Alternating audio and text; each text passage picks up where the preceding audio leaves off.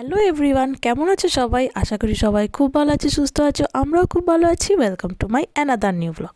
তো আজকে হচ্ছে 30শে ডিসেম্বর, আর আজকে আমরা চলে এসেছি ডানকুনি বইমেলায়। তো এখন সন্ধেবেলা, আর আমি যবে থেকে ডানকুনি বইমেলা শুরু হয়েছে তবে থেকেই আমি বইমেলায় আসি।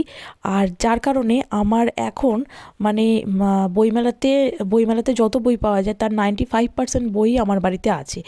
তো যার জন্য আমার এখন আর কেনার তেমন কিছু নেই। খুবই কিনতে ইচ্ছে করে দেখলে, কিন্তু ওই একই বই, জাস্ট মলারটা নতুন, এছাড়া আর কিছুই নয়। তো এইখানে আমি এসেছি যে এই দিকের যে বইয়ের কাউন্টারে আমি এসেছি, এখানে পুরনো বই পাওয়া যাচ্ছে। তো এখানে এই বইগুলো নতুন, তো এই বইগুলো আমি নিচ্ছি। তার কারণ আমাদের ইউকেতে একটা বন্ধু বলেছে তার মেয়ের জন্য কিছু সায়েন্সের বই নিয়ে আসতে, সায়েন্স এবং ম্যাথের। তো সেই জন্য আমরা ওই আইসিএসসি বোর্ড বা ওই সব বোর্ডের বই দেখার চেষ্টা করছি। তো তাকে ওই জন্য আমরা ফোন করে ভিডিও কলে দেখাচ্ছি এই বইগুলো। এখানে দুটো বই পেয়েছি আমরা, তো সেটাই ওকে ভিডিও কলে দেখাচ্ছি। তো উনি যদি ঠিকঠাক আছে বলেন তাহলে আমরা এখান থেকে এই দুটো বই নিয়ে নেব। আর এছাড়াও আমি এমনি বাচ্চাদের বই একটু উল্টে পাল্টে দেখছি। ভাবছিলাম রুদ্রাংশের জন্য নেবো। তো এই বই ঘাঁটতে ঘাঁটতে দেখতে পেলাম আমার একটা প্রচুর পুরনো বই। তো এই বইটা আমার স্কুলের মোটামুটি সব বই রাখা আছে।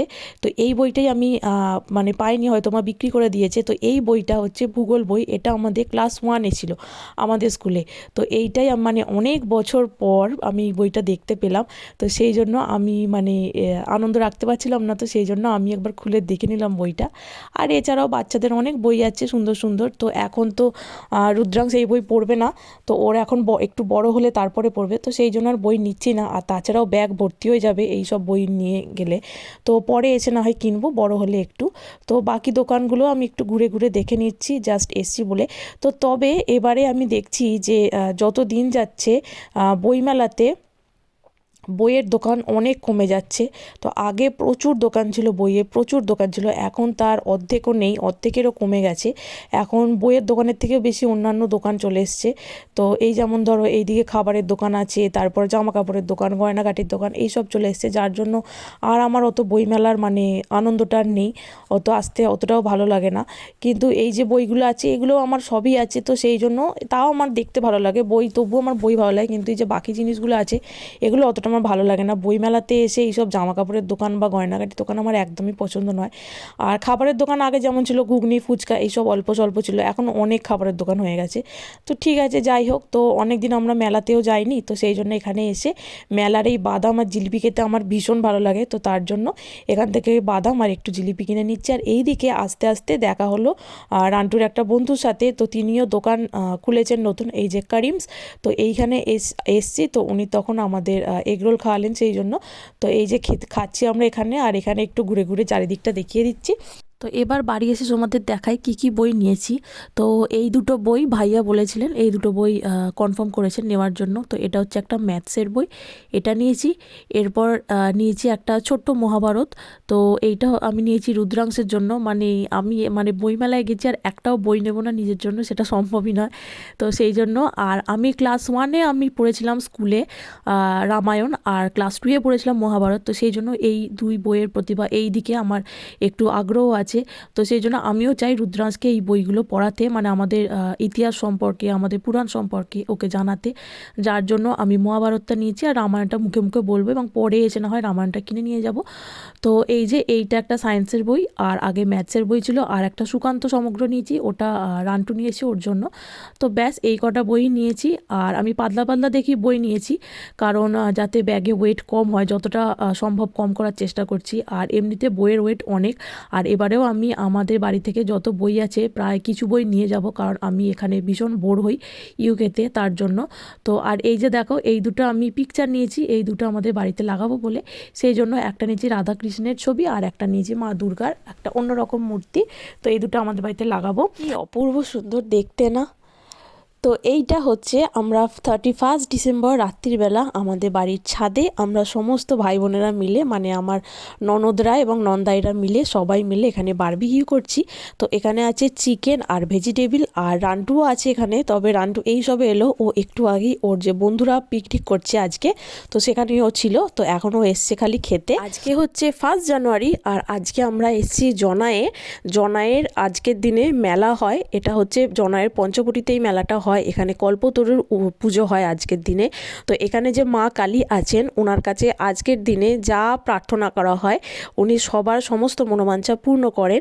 তো সেই জন্যই আজকে হাজার অসুবিধা থাকা সত্ত্বেও আমরা এসছি মায়ের দর্শনের জন্য। আর আজকে কিন্তু আমি রুদ্রাংশকে মেলাতে নিয়ে আসিনি, মাসির মনির বাড়ি রেখে এসেছি। তো 1 ঘন্টার মধ্যেই খুব তাড়াহুড়ো করছি যাতে আমি বাড়ি ফিরে যেতে পারি। আজকে থেকেই এই মেলাটা শুরু হয়। তো এইটা 1 জানুয়ারি আগে হতো, শুধুমাত্র 3 দিন হতো, 1, 2 আর 3 জানুয়ারি। তো এত ভিড় হয় এখানে। তো সেই থেকে এখানে মানে এটা শুরু হয়েছে মোটামুটি 5 বছর হলো, এটা 5 দিন ধরে হয় এখন। তো এখানে কিন্তু বহু দূর দূরান্ত থেকে মানুষ আসে মায়ের দর্শনের জন্য। মেদিনীপুর, মুর্শিদাবাদ, নদিয়া, বীরভূম এরকম অনেক অনেক দূর থেকে আসেন মানুষেরা এখানে মায়ের দর্শনের জন্য।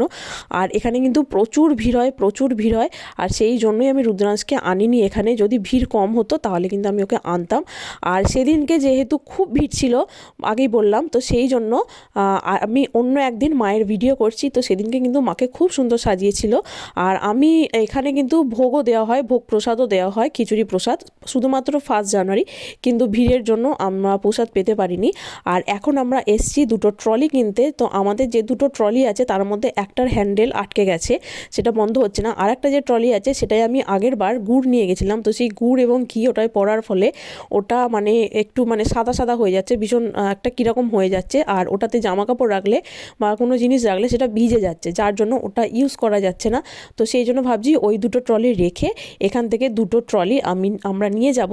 তো এই ট্রলিগুলো বেশ ভালো। ওই 2টো ট্রলি যে আছে সেগুলো হচ্ছে আমাদের কাপড়ের, তো সেইটাতে কোনো জিনিস নিয়ে গেলে ভেঙে যায়। তো সেই জন্য এইবারে মানে ওইটাতেই, একটাতে আমি আগেরবারে আমাদের যে জলের কেটলিটা সেটা নিয়ে গেছিলাম, সেটা দেখি তুবড়ে গেছে।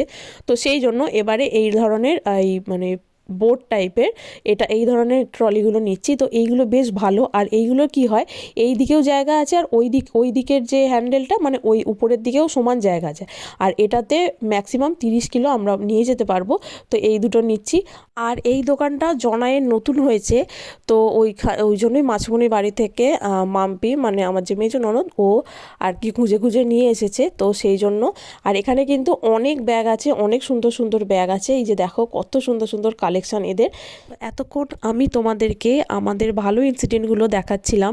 তো এরপর তোমাদের সাথে আমি আমার একটা খারাপ ইনসিডেন্টও শেয়ার করছি। তো রুদ্রাংশের কিন্তু এখন ভীষণ শরীর খারাপ হয়েছে।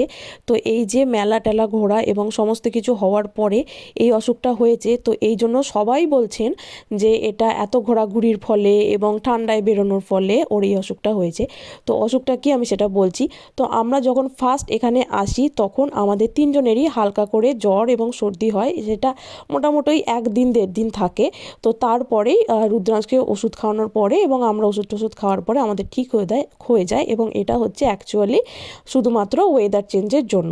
তো এইটাতে তেমন আমাদের কারো কোনো ক্ষতি হয়নি বা কোনো চিন্তার বিষয় ছিল না। কিন্তু এইবারে যে ওর অসুখটা হয়েছে, এটা হয়েছে ওর যাই খাচ্ছে ও বমি করে দিচ্ছে এবং ওর সারা দিন পটি হচ্ছে, পাতলা পটি হচ্ছে। এবং ওর টানা 3 দিন এক নাগাড়ে 105 ডিগ্রি জ্বর ছিল এবং ওকে জ্বরের ওষুধ খাওয়ানো সত্ত্বেও ওর এতটুকু জ্বর কমেনি। তো এইটা আমার কাছে ভীষণ চিন্তার বিষয় হয়েছিল। এমনকি ডাক্তারকে দেখাতেও, চাইল্ড স্পেশালিস্টকে দেখাতেও উনি বলেছিলেন যে ওষুধ দেওয়ার পরেও যদি 1 দিনের মধ্যে ওর অসুখ না কমে তাহলে ওকে হসপিটালাইজড করতে।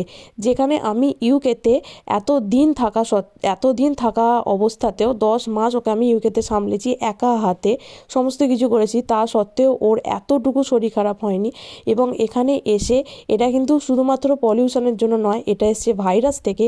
আর সবাই বলে যে বাচ্চাদের কিছু একটু হলেই সবাই বলে সেটা মায়ের দোষে হয়, কিন্তু সমস্ত কিছু মায়ের দোষে হয় না। আর মা যেটা বুঝতে পারে, মা যখন বারণ করে সেটা কেউ শোনে না এবং তারপর সেটা মায়ের দোষই হয় যে এটা তোমাদের দোষে হয়েছে। এটা অ্যাকচুয়ালি হয়েছিল যখন ওর অন্নপ্রাশন হয়েছে। অন্নপ্রাশনের সময় ওকে আমি এতটুকু সময়ের জন্য কারোর কাছে রেখে আমি গিয়েছিলাম খেতে বসেছিলাম। তো সেই সময়টাই সবাই মিলে ওকে কোলে নেয় এবং ওকে চুম খায়, ওকে কোলে নেয়, ওর কাছে মুখ আনে, যার ফলে বড়দের থেকে ওর কাছে ভাইরাসটা এসছে। এবং ভাইরাস বড়দেরকে অতটা অ্যাটাক করে না, কারণ বড়দের ইমিউনিটি অনেক বেশি থাকে, কিন্তু বাচ্চাদের ইমিউনিটি অনেক কম থাকে। তো সেই জন্য বাচ্চাদেরকে বড়দের থেকে বা বড়দেরকে চুম খেতে নেই বাচ্চাদেরকে। এটা আমি বারবার বলেছিলাম আমার ভিডিওতে। কিন্তু এটা এখানে আসার পরে কেউ মানেনি, এবং আমি যখন এটা বলছি যে এইটার জন্য হয়েছে, তখন অনেকেই অস্বীকার করছে এবং তারা বলছে যে বাচ্চা এসছে, বাচ্চাকে সবাই আদর করবে, সবাই কোলে নেবে, সবাই চুম খাবে, কিন্তু এটা একদমই উচিত নয়। আর বাচ্চাকে কোলে নেওয়া, চুম খাওয়া, মুখে মুখ ঘষা বা আদর করা এগুলোই বাচ্চাকে ভালোবাসার একমাত্র বহিঃপ্রকাশ বলে আমার মনে হয় না। তো বাচ্চাকে ভালোবাসলে সেটা দূর থেকেও ভালোবাসা যায়, শুধুমাত্র কোলে নিয়ে আদর করলেই সেটা ভালোবাসা বলে প্রমাণ করা মানে কোনো দরকার নেই। যাই হোক, তো এখন ও একটু সুস্থ হয়েছে, ওকে আমরা নইটিতে নিয়ে এসেছি। তো এখান থেকে অ্যাকচুয়ালি ডাক্তারখানাটা কাছে, তো সেই জন্য এখানেই আমি নিয়ে এসেছি। আর আজকেই হচ্ছে আমাদের নইটিতে লাস্ট ডে, তো সেই জন্য আমার মা মোচার চপ ভীষণ ভালো বানায়, যেটা আমাদের দুজনেরই খেতে ভীষণ ভালো লাগে। তো সেই জন্য আজকে বাপি অনেক খুঁজে খুঁজে মোচা নিয়ে এসছে, তো আজকেই এখন আমরা সেই মোচার চপ খাচ্ছি। তো চলো, এই চপ খেতে খেতেই আমরা আজকের ব্লগটা এখানেই শেষ করছি। আবার একদিন দেখা হবে অন্য একটি ব্লগে। তোমরা সবাই ভালো থাকবে, সুস্থ থাকবে। আর আমাদের ব্লগগুলো যদি ভালো লেগে থাকে তাহলে অবশ্যই লাইক, কমেন্ট ও শেয়ার করে আমার পাশে থেকে আমায় মোটিভেট করো। আজকের মতো বাই বাই।